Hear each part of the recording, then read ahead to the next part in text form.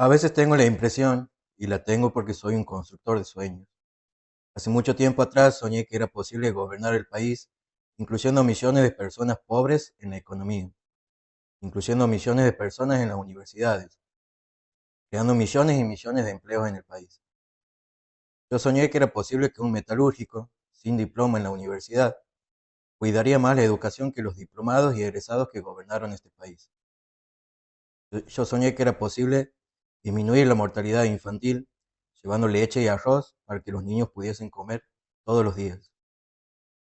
Yo soñé que era posible llegar a los estudiantes de las periferias y ubicarlos en las mejores universidades del país, para que la gente no tenga y para que no tengamos jueces y fiscales solo de la élite. Ese crimen cometí, ese crimen cometí y en ese crimen el que ellos no quieren que cometa más. Es por culpa de ese crimen que ya tengo unos 10 procesos contra mí. Y si es por esos crímenes de colocar pobres en la universidad, negros en la universidad, a los pobres a comer carne, a comprar un auto, a viajar en avión, a hacer su pequeña agricultura, ser microemprendedor, tener su casa propia. Si ese es el crimen que he cometido, quiero decirles que voy a seguir siendo un criminal en este país porque voy a hacer mucho más. Voy a hacer mucho más. Yo tengo más de 70 horas de noticieros triturándome. Y lo que ellos no se dan cuenta es que mientras más me atacan, más crece mi relación con el pueblo brasileño.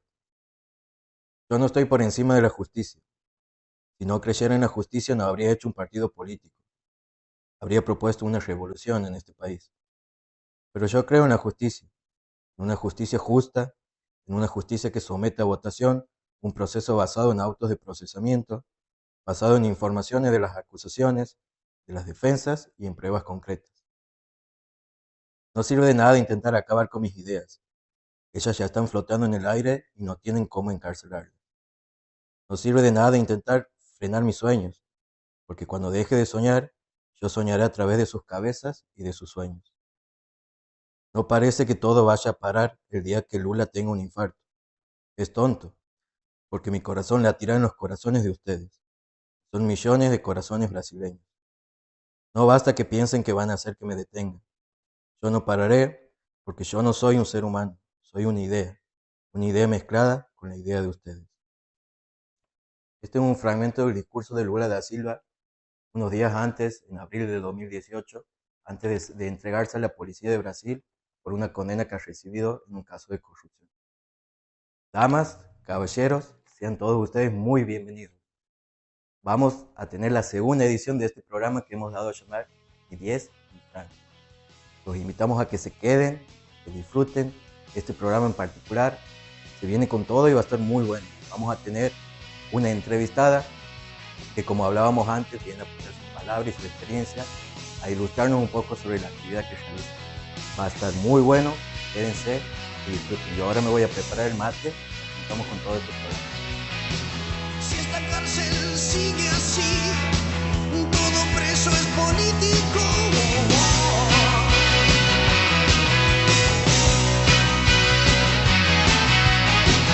Un común va a pestañear si tu preso es político.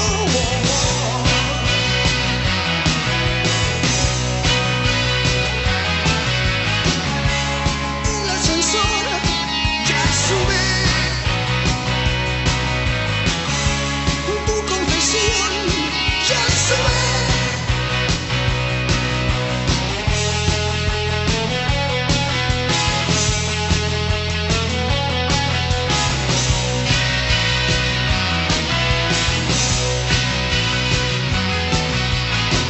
Obligados a escapar, somos presos políticos.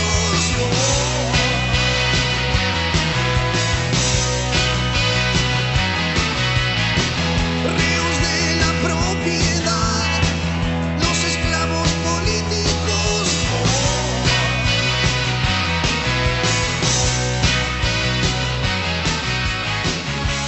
El ascensor ya sube. Bueno, buenos días, buenas tardes, buenas noches. Nos volvemos a encontrar después de varios días que no nos encontramos, ya prácticamente 2 semanas, donde han pasado muchísimas cosas y de lo que hay mucho para hablar. Me gusta mucho este espacio y me gusta que nos podamos volver a encontrar. Creo que la primera edición de este programa ha tenido linda repercusión, se ha difundido bastante, nos han llegado muy buenos comentarios, así que todo el equipo está muy contento por eso. Han pasado muchísimas cosas estos días. Yo quiero hablar de un par de ellas en particular, pero sobre todo me parecía importante poner en tela de juicio, a partir de este programa que hemos inventado, cuestiones relativas al poder y de cómo se construyen ciertas dinámicas de poder. A quienes favorecen y a quienes desfavorecen estas cuestiones del ejercicio legítimo o no del poder.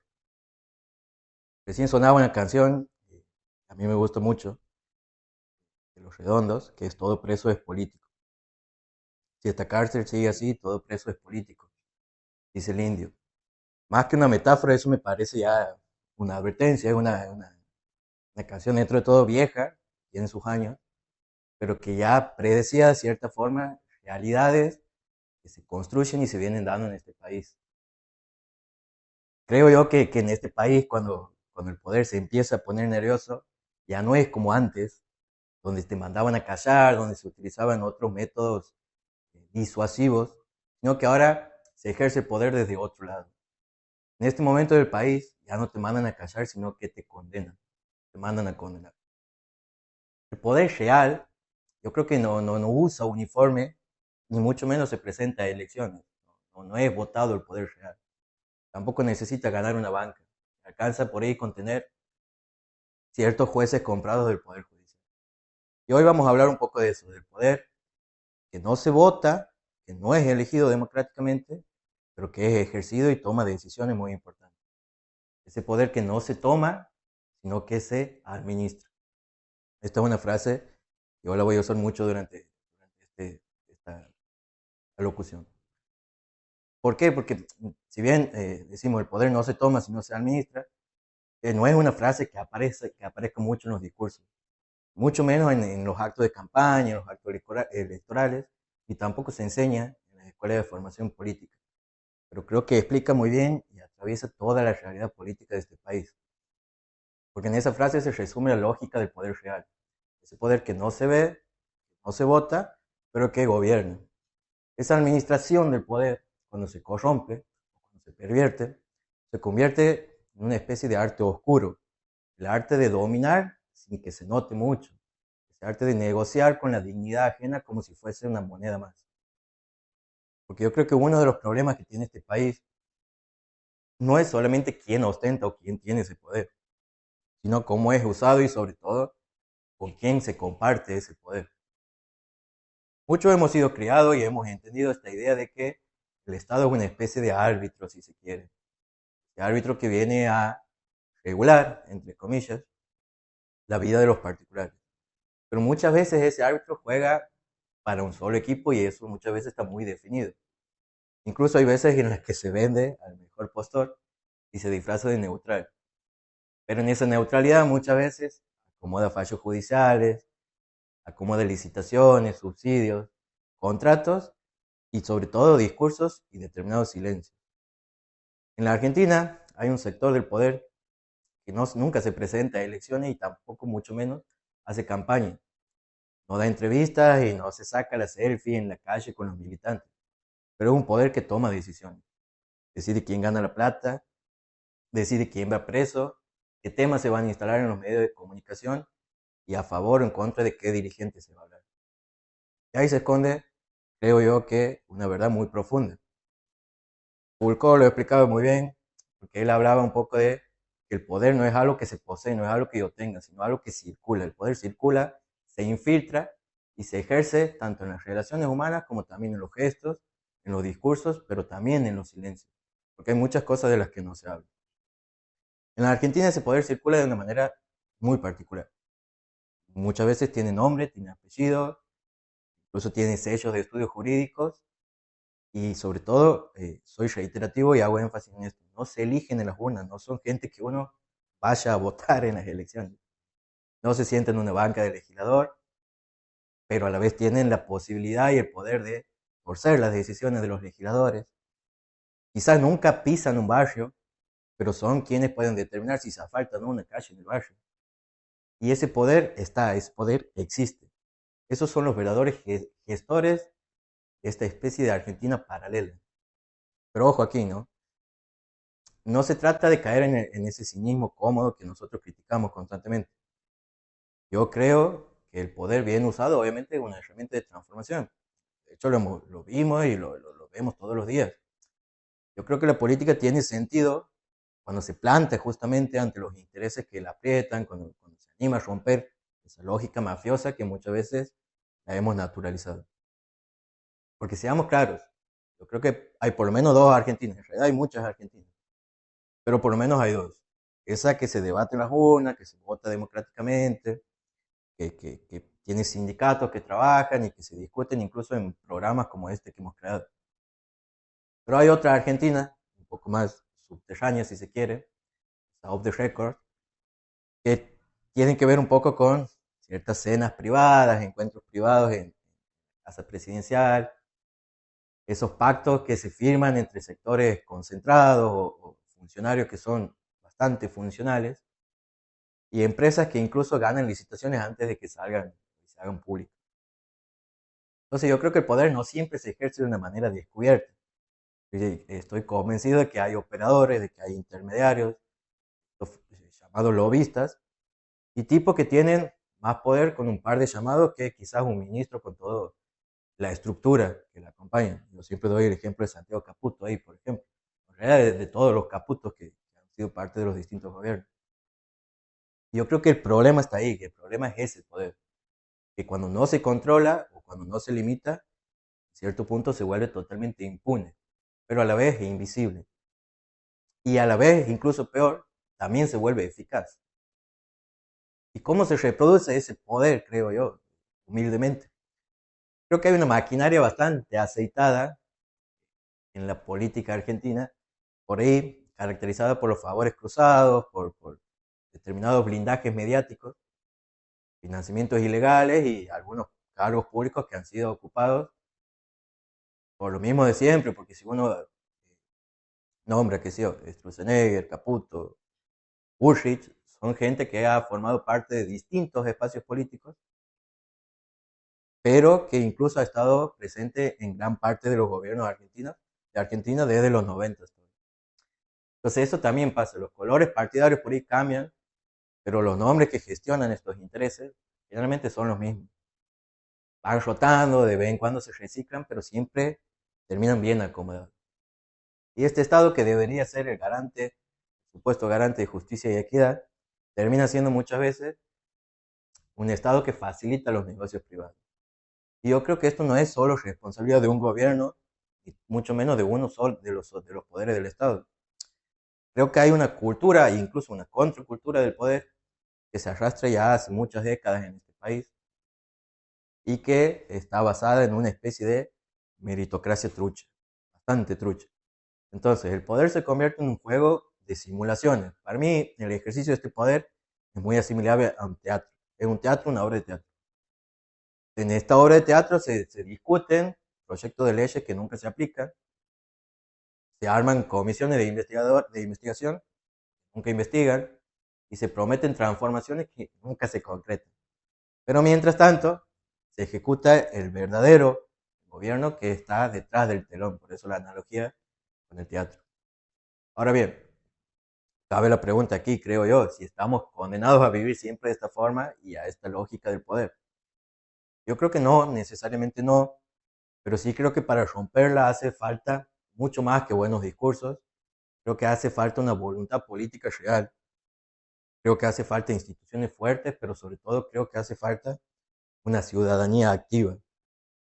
Porque el poder bien ejercido es una herramienta de transformación, eso todos lo sabemos. Pero mal usado y sin los controles, se convierte ya en una maquinaria de entregar privilegios. Y creo que ahí está la verdadera disputa. No es quién gobierna, sino quién pone las reglas del juego. Y mientras estas reglas se siguen escribiendo por aquellos que no se presentan en elecciones, la democracia va a ser siempre una cáscara vacía. Nosotros, quienes hacemos este programa, tenemos para mí algo muy valioso, algo muy importante, que es el uso de la palabra. Nosotros hemos decidido expresarnos mediante esta herramienta. Pero junto con el uso de la palabra, tenemos las ganas de dar pelea a esta realidad que es totalmente desmotivadora para muchos.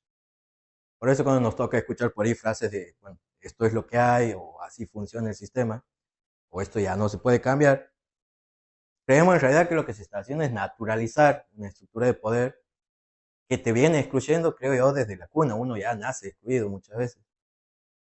Pero para que exista eso, para que ese poder que planteamos de este lado exista, necesariamente tiene que haber un pacto. Aquí hay un pacto de impunidad, de negocio y de protección mutua muchas veces. Lo llamativo no es solo esa concentración de poder, sino incluso la capacidad que tiene de mimetizarse, de parecer técnico cuando en realidad es totalmente político, o de parecer legal, cuando es totalmente injusto. Entonces, el Estado muchas veces no regula al poder económico, sino que, como hemos dicho, le allana el camino. No pone límites, sino que le da garantía. No distribuye, sino que blanquea ciertas desigualdades que son estructurales con retóricas inclusivas. Y aquí se me ocurre un ejemplo. Yo he presenciado esta semana una clase, tengo clase en la universidad, donde hablábamos un poco de la disputa de los sentidos. Disputar los sentidos en realidad es poner en tensión los significantes. Eh, y dábamos este ejemplo que me parecía muy bueno poder utilizarlo en esta columna. El gobierno de Javier Milei habla mucho de igualdad, habla mucho de libertad, son significantes importantes que para mí hay que tensionarlo o ponerlos en tensión para ver qué significan según quien lo diga. No es lo mismo escuchar la palabra igualdad en boca de Javier Milei que escucharla en boca de Cristina Kirchner, por ejemplo. Tiene un significado totalmente distinto. El ejemplo que dábamos era cómo el gobierno de la libertad avanza habla de la igualdad cuando lo único que hace a través de sus políticas públicas es agravar las situaciones de desigualdad. Y dábamos el ejemplo. El gobierno de Javier Milei, una de las políticas que ha llevado a cabo es recortar las pensiones por discapacidad, por ejemplo, en pos de una supuesta igualdad. Ellos dicen, no, bueno, todos somos iguales, el Estado no tiene por qué darle eh, determinado beneficio económico a gente que sufre de discapacidad, entonces vamos a hacer una auditoría de todas estas pensiones para ver quién la merece o quién no. Entonces nos habla de una igualdad agravando la cuestión de la desigualdad, porque intenta igualarnos a todos cuando definitivamente y claramente no somos todos iguales. Entonces, creo que es parte fundamental de estos procesos de construcción poder poner en tensión ciertos significantes, sobre todo buscarle sentido a determinados discursos que se escuchan que terminan profesando lo contrario de lo que quieren decir. Yo creo que esto no es nuevo. La democracia argentina, aunque es vital, arrastra, creo yo, una deuda histórica con el control efectivo a los poderes fácticos. Digo poderes fácticos en contraposición a los poderes legales, legitimados y demás. Cambian los gobiernos, pero persisten, creo yo, esas mesas chicas de operadores judiciales o de grupos concentrados que traducen esas demandas del capital en lenguaje de políticas públicas. Pero estoy convencido e insisto en que no estamos condenados a que esta realidad sea siempre igual. El poder siempre puede ser disputado, puede ser incluso democratizado, pero eso exige algo más que una simple indignación en las redes. Creo yo que exige más que nada conciencia, sobre todo organización, pero una organización profunda. Exige volver a pensar la política no como un espectáculo, sino, como lo que a mí me gusta decir, como un campo de lucha. Exige, sobre todo, como decía recién, una ciudadanía activa. Y cuando yo digo ciudadanía activa me refiero a la ciudadanía que no se conforma con votar cada 2 años, sino que se atreva a mirar al frente a estos mecanismos de poder real. Mucho de lo que ha pasado estas semanas tiene que ver con la condena a Cristina Fernández de Kirchner, expresidenta, por una causa donde se le imputa cuestiones de corrupción. Esta condena creo yo que es el ejemplo más brutal y evidente de esta maquinaria del ejercicio del poder. No por lo que representa la condena para Cristina Kirchner, sino por lo que en realidad revela esto que venimos hablando, el sistema que habitamos todos los días. La sentencia de Cristina no busca justicia, no creo yo que esa sea la finalidad de condenar a Cristina Kirchner. Lo que busca es disciplinamiento en realidad. No es una cuestión jurídica, sino que es para mí totalmente política. No vamos a entrar en detalle de la causa porque necesitaríamos como 10 programas para poder explicar la causa por la cual ha sido condenada Cristina Kirchner. Pero sí me basta por ahora para decir que no está construida sobre pruebas, sino más que nada sobre prejuicios, y no está destinada sobre todo a buscar algún tipo de reparación. Está destinada totalmente a anular una figura política que es incómoda para este orden establecido que venimos hablando, Cristina Kirchner, incomoda a estas estructuras de poder que venimos describiendo. La condena a Cristina entonces no es una causa judicial, sino que es una causa de poder. Es una decisión ejecutada de los márgenes de la legalidad, con la complicidad activa de jueces federales, medios hegemónicos, sectores económicos incluso, que jamás han tolerado que el poder ejecutivo, aunque sea durante el gobierno de Cristina, intente alterar estos privilegios del poder real, los que venimos haciendo mención. No se trata aquí de negar errores ni tampoco de culpar nombres. Se trata de señalar, y aquí quiero ser claro para que se me entienda, se trata de señalar una estructura. Porque si la OFER fuese solamente contra Cristina, si bien ya sería grave, yo creo que el problema es más profundo incluso. A través de la OFER se busca sentar una jurisprudencia simbólica y se quiere dejar en claro algo. Que en este país no se persigue la corrupción, porque corruptos ha habido siempre. En realidad lo que se persigue es la desobediencia. No se castiga el haber robado, no, sino el haber osado modificar estas reglas de reparto. Lo aberrante de este caso judicial contra Cristina no es solamente el contenido de la causa, sino también el procedimiento que se ha llevado a cabo. En ese procedimiento se han violado principios básicos del debido proceso, se han manipulado testimonios, se han aplicado figuras jurídicas totalmente forzadas, se ha ignorado sistemáticamente la necesidad de producir pruebas fehacientes. La sentencia ha sido redactada, creo yo, con una lapicera muy particular, muy especial, la lapicera de la política y de los grandes medios.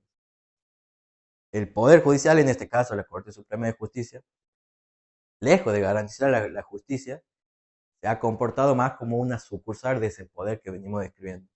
Y esta escena, lamentablemente, en este país no es nueva. Y tampoco es nueva en la región. De hecho, lo hemos visto con Lula, lo hemos visto en Ecuador, con Correa, lo vimos aquí y lo vamos a seguir viendo mientras este poder real siga operando desde la sombra. Mientras este Estado no se anime a cortar con esos vínculos mafiosos y sobre todo mientras la sociedad no reclame una justicia verdaderamente democrática. Recién lo había citado Foucault. Foucault decía, y advertía sobre todo, que estas estructuras de poder a las que venimos haciendo referencia, opera de muchas maneras, pero opera sobre todo sobre el cuerpo y el alma, decía Foucault. No necesita tener cárceles visibles, sino que lo que necesita es disciplinar la imaginación de la gente. En este sentido, siguiendo las palabras de Foucault, el caso contra Cristina no busca solamente la proscripción de una líder política, sino que creo yo que busca instalar el miedo, busca instalar el cansancio, esta idea de que es mejor no meterse en ciertas cosas. Porque cuando este poder real no puede ganar por las buenas, casi siempre gana por las malas. Y cuando no logra convencer por los mecanismos legítimos, generalmente castiga. La condena a Cristina, creo yo que no es el final de un ciclo, es el intento desesperado de un poder rancio por retomar ese control total de la realidad, por tener la posibilidad de volver a administrar sin ningún tipo de obstáculo, pero creo también, humildemente, que es una oportunidad. Es la oportunidad de mirar frente a los límites de este sistema, a las complicidades del Estado y sobre todo a la necesidad urgente de una justicia que no responda a estos poderosos, sino que les responda directamente al pueblo. Quiero cerrar esta columna diciendo algo muy importante. Nosotros hablábamos en el primer programa que esta es una forma de resistencia para nosotros. Poder pararnos frente a un micrófono, frente a una cámara, hablarles directamente a ustedes, es una forma de resistencia en estos tiempos donde se vuelve necesario. Por eso quiero cerrar diciendo que para mí hay que resistir desde el lenguaje, desde la memoria, pero sobre todo desde el coraje. Porque creo yo que si no discutimos quién administra el poder de este país, lo van a seguir administrando lo mismo de siempre. Y cuando lo administran lo mismo de siempre, lamentablemente ya sabemos quiénes ganan y quiénes siempre pierden. Muchísimas gracias por prestar atención a esta introducción a este programa que promete ser fabuloso. Vamos a entrevistar a continuación a la diputada Mariana Morales, que nos viene a contar un poco de su trabajo y su experiencia y tiene cosas muy interesantes para decir. Auguramos que va a ser una entrevista fabulosa, así que le voy a ceder la palabra a mi compañero Martín, que en el estudio ya nos está esperando junto con Mariana. Muchísimas gracias y nos vemos en la tercera edición. Un abrazo grande a todos.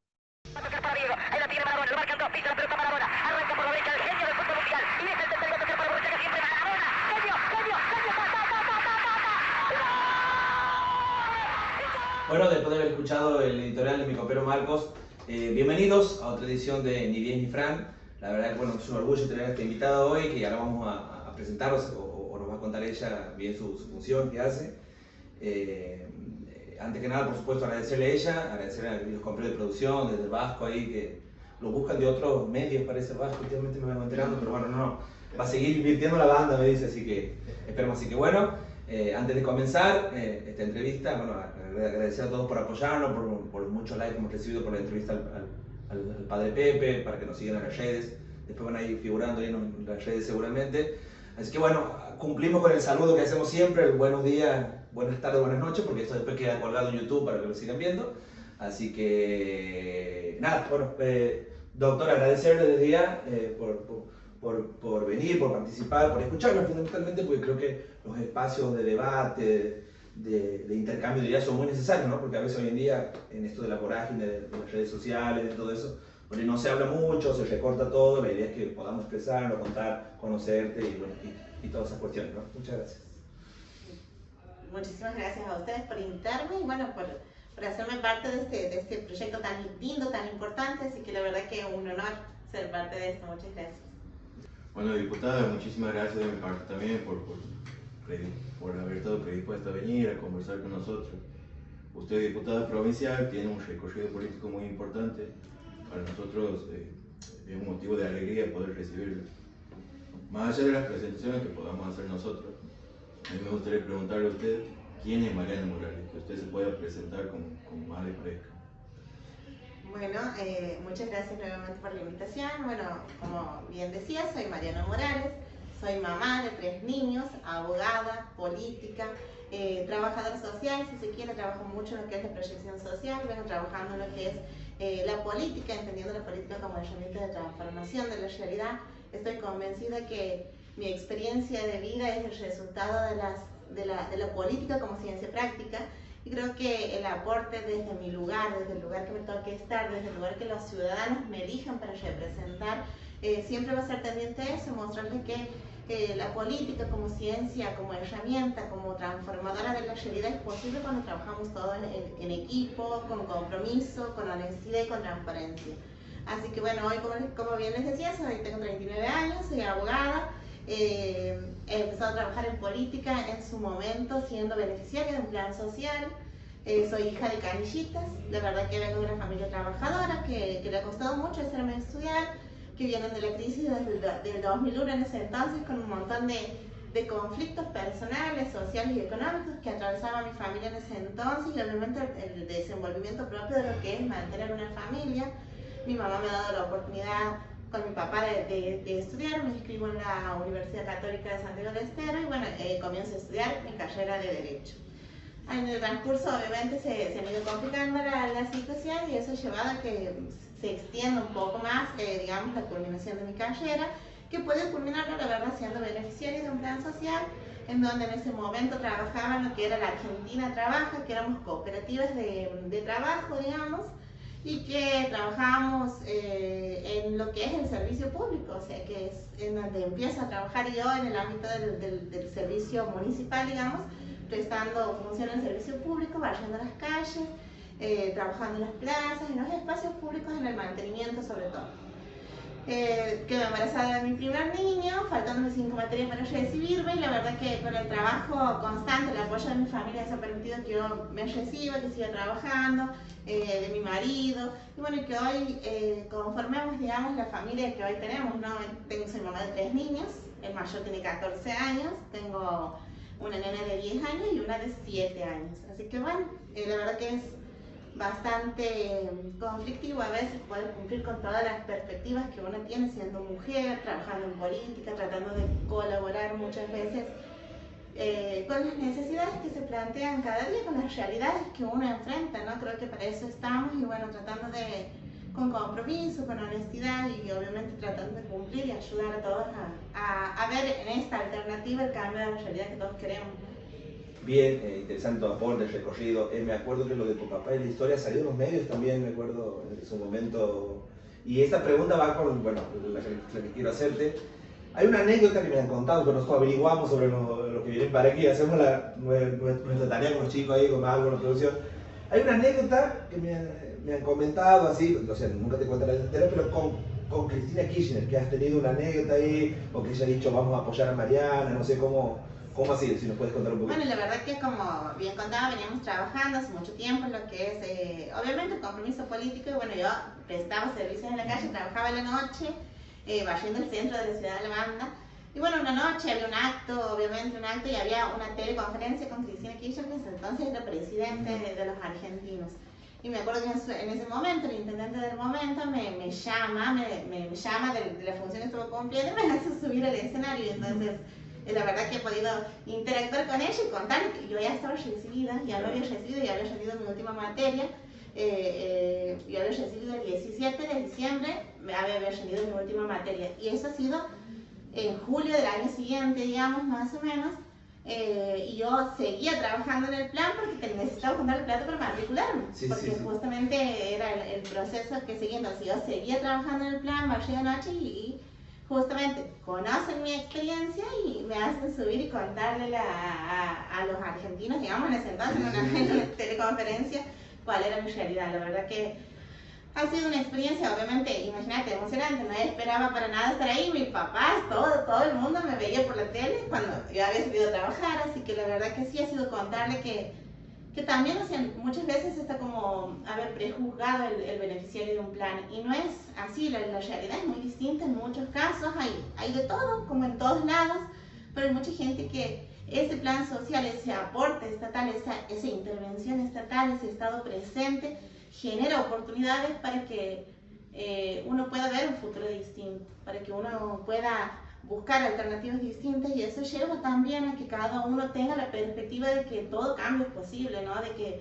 el Estado es necesario que esté presente, de que los dirigentes políticos estemos presentes, y bueno, creo que eso también lleva a que armemos equipos de trabajo, como hoy lo conformamos con Roger Beriani y con Gabriel Santillán. La verdad que es un espacio muy completo, en donde yo libremente me siento para trabajar comprometida, con honestidad, con mis principios. La verdad que es un espacio muy lindo, y creo que esas son las herramientas trascendentales para construir y para generar nuevas oportunidades para todos aquellos que deseen cambiar su realidad, ¿no? Bien, Mariana. ¿Esos archivos han quedado en YouTube? ¿Tienes algo de eso o no? Sí, seguramente sí. De hecho, sí, ha salido en todos los diarios Claro, nacionales. sí, por eso me acordaba. Una experiencia.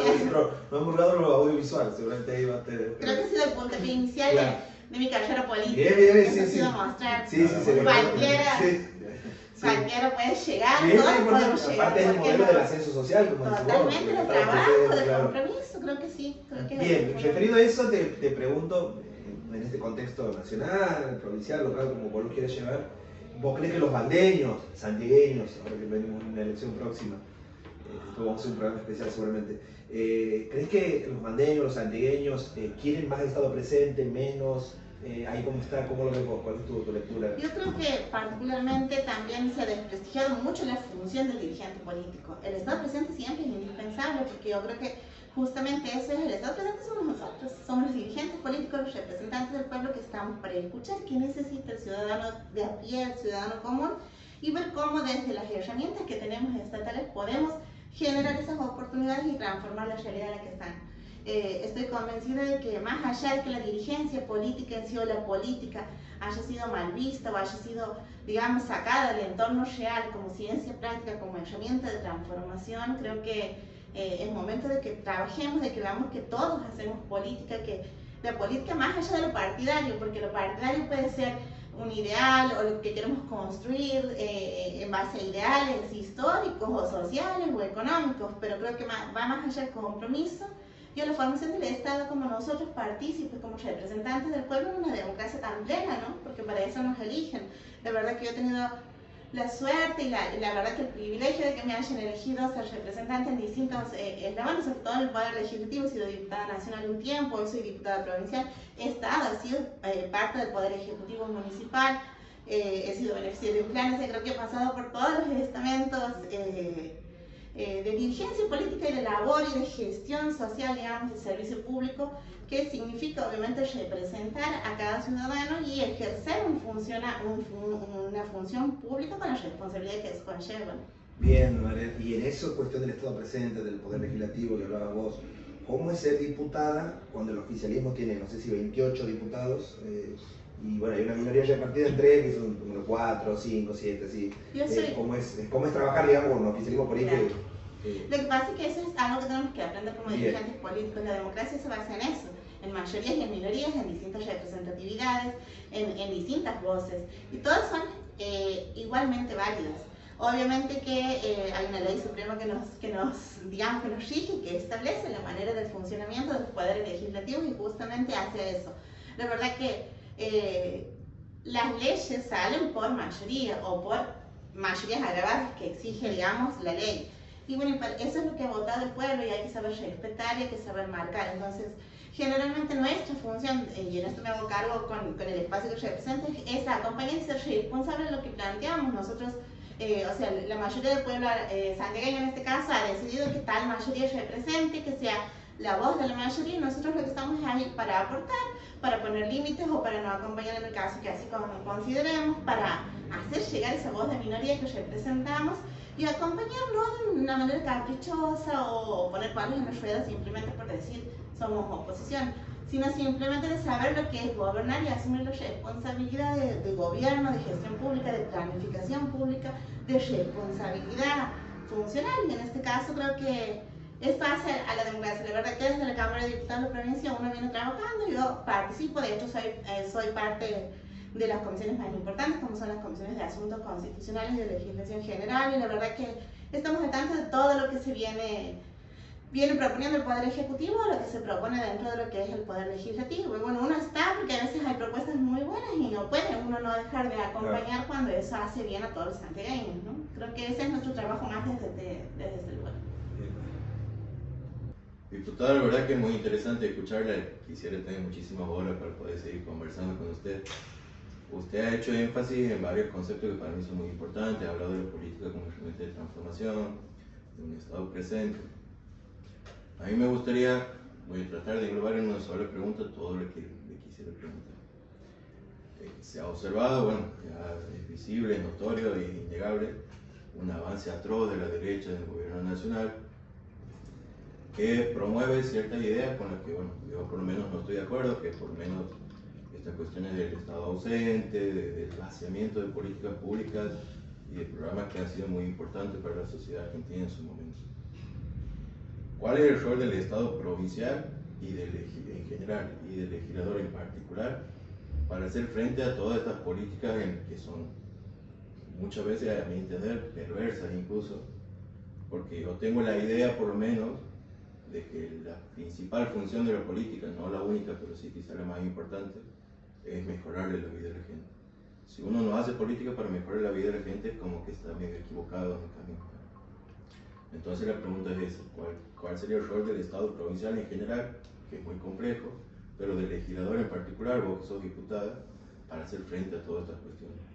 La verdad que sí, coincido totalmente con vos. Creo que todos participamos como dirigentes políticos en esto, en crear oportunidades, igualdad de oportunidades, crear un abanico de posibilidades de cambio para mejorar nuestra perspectiva y nuestra vida personal, si se quiere, digamos, con la ayuda particular a cada uno de los ciudadanos que así lo necesiten, ¿no?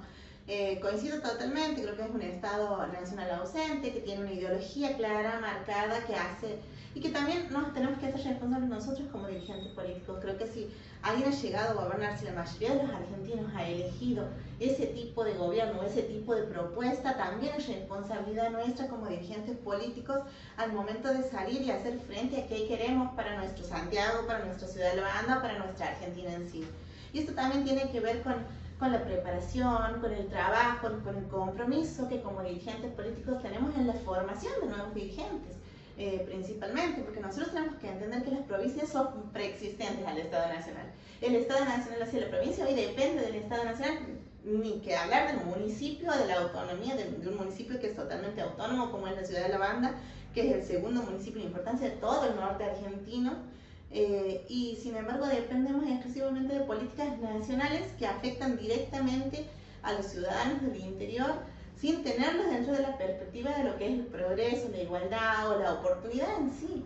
Creo que es un gobierno que está muy fuera de la realidad, creo que es un gobierno nacional puramente egoísta, creo que tiene objetivos o perspectivas muy particulares que nada tienen que ver con la realidad de los argentinos, y que eso sin duda nos llama a nosotros como dirigentes políticos en el ejercicio propio de la democracia, de mostrar, de trabajar, de generar nuevas oportunidades para los dirigentes y demostrar que cada uno, que entre todos podemos construir alternativas de un Estado presente, de un Estado responsable, de dirigentes políticos más serios, honorables, honestos, comprometidos con la realidad.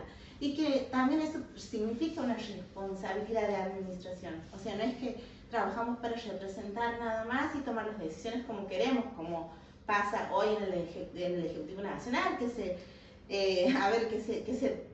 gobierna por decretos, que avasalla la democracia, que avasalla los gobiernos provinciales, que avasalla las autonomías provinciales, y que también eso marca mucho la historia de la Argentina, ¿no? La verdad que creo que es momento de hacer una autocrítica como dirigentes políticos dentro de los espacios políticos tradicionales y de los nuevos espacios como los nuestros que venimos construyendo, que venimos trabajando, que venimos paso a paso, día a día, y que sobre todo salen de las municipalidades, porque creo que es la localía, es la realidad directa que ve el dirigente político. O sea, es muy distinta la realidad que ve un intendente a la realidad que ve el presidente de la nación, que no tiene ni idea de lo que necesita todos los días el ciudadano, ¿no?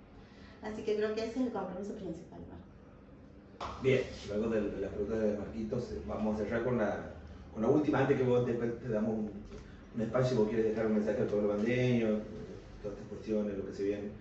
Bueno, siempre dejamos una pregunta picante que le gusta aquí a nuestro director ahí. Esta no es tan picante, no te preocupes, Mari.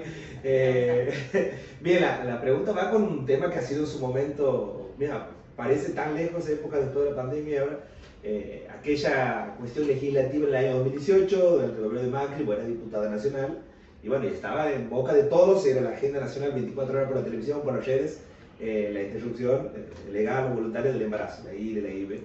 Y bueno, Santiago, todos estaban expectativos cómo votaban, ya se sabía más o menos cómo era, pero y bueno, vos en ese momento has votado en contra de la IVE, junto con los demás que no eran del bloque, por supuesto, que vos estabas en ese momento, pero eran del partido oficialista de la provincia, también han votado todo en contra, sobre todo Santiago, creo que el norte en su mayoría ha votado en contra. Y bueno, había aquí suspicacias, ¿no? ¿Por qué no se acompaña esa ley que están luchando las mujeres? ¿Por qué esto? ¿Por qué este otro? Y bueno, ¿quién vos para contarnos un poquito con tus argumentos el porqué de ese voto? ¿Era otra Argentina, otro momento? La verdad es que, bueno, como bien decías vos, es un tema muy trascendental para las mujeres. Me considero una mujer empoderada, me considero una mujer libre, y la verdad que me considero una mujer que lucha por el crecimiento y la libertad de las mujeres. Pero sin embargo no estoy de acuerdo, todavía sigo estando en desacuerdo de la ley de interrupción voluntaria del embarazo. Más allá de lo religioso, porque esto no tiene que ver con lo religioso, tiene que ver más con la preparación social o con qué herramienta le brindamos a las mujeres para que no lleguemos a esa última instancia, digamos, de legalizar algo que no podemos combatir. Porque en realidad que la mujer llegue a una interrupción voluntaria del embarazo de manera clandestina tiene mucho que ver con la falta del Estado presente, con la falta de cobertura a las mujeres, con la falta de decisión con respecto a las mujeres y de la propia libertad de planificación. Vos imaginate que hoy, estando en el siglo que estamos, con el avance que tenemos, todavía cuesta muchísimo ser madre, trabajadora, política, idealista, o sea, entonces yo creo que la planificación es previa a tener que realizar un acto que daña la salud de la mujer, que daña no solamente la salud física, sino la salud mental, tomar una decisión tan trascendental de algo que tiene que ver con la formación o con la proyección propia de una familia. La verdad que Ha sido un tema muy debatido, un tema muy trabajado desde todos los ámbitos, porque vuelvo a reiterar, científico, religioso y si quieres personal y moral, ¿me entiendes? Soy mamá de 3 niños, cuesta mucho porque las mujeres somos las que llevamos, y sin ánimo de ofender a los hombres, somos en muchas veces quienes llevamos adelante las decisiones respecto a nuestros hijos, la proyección de su vida y muchas veces relegamos muchas cosas y dependemos del acompañamiento del hombre para poder crecer como mujeres. Entonces, ¿por qué exponerle a la mujer a tomar una decisión tan drástica respecto a su vida? ¿Me entiendes?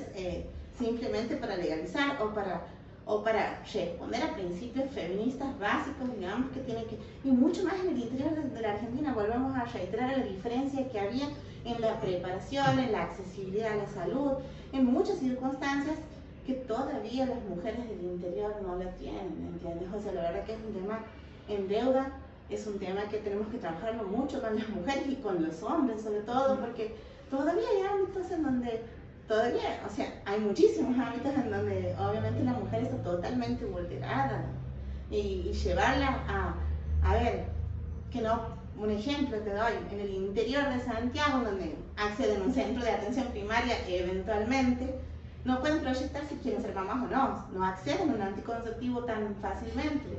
Y le vamos a dar la posibilidad de que quede embarazada y después vaya y interrumpa voluntariamente su embarazo porque no tiene intención. O sea, vuelvo a reiterar, es una falta de preparación estatal y obviamente es una, para mí personalmente y en base a lo que conozco de la realidad, creo que es coartar la libertad porque vos le empujas nuevamente a tomar una decisión que no debería.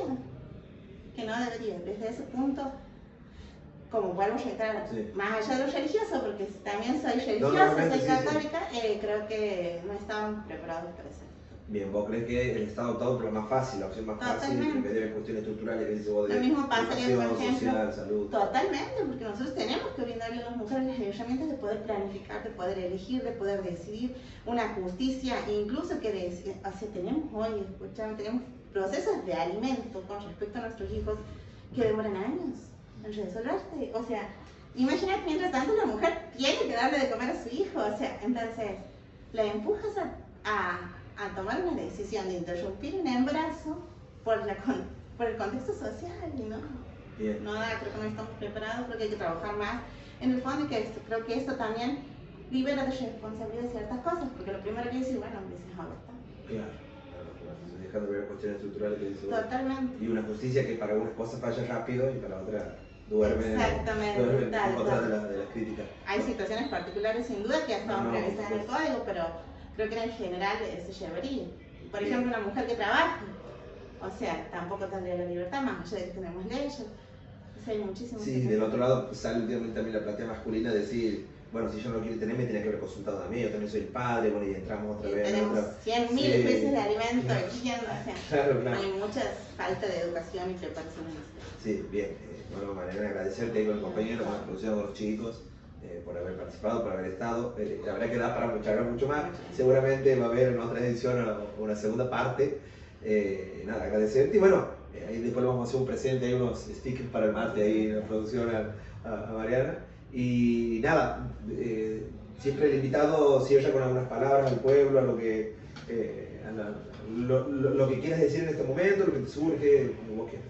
De verdad que muchísimas gracias por la invitación, creo que estos son espacios trascendentales para transmitirle a todos aquellos que nos están viendo la realidad de aquellos que decidimos hacer política y transformar la realidad. Creo que esta es una oportunidad excelente para mostrarles que desde este ámbito también podemos trabajar, generar oportunidades y comprometernos responsablemente, la verdad que con la transformación de la sociedad que queremos, de la ciudad que queremos y de la vida que queremos. Así que muchísimas gracias por este espacio y bueno, muchísimas gracias a todos aquellos que nos acompañan y bienvenidos a todos aquellos que quieran acompañar.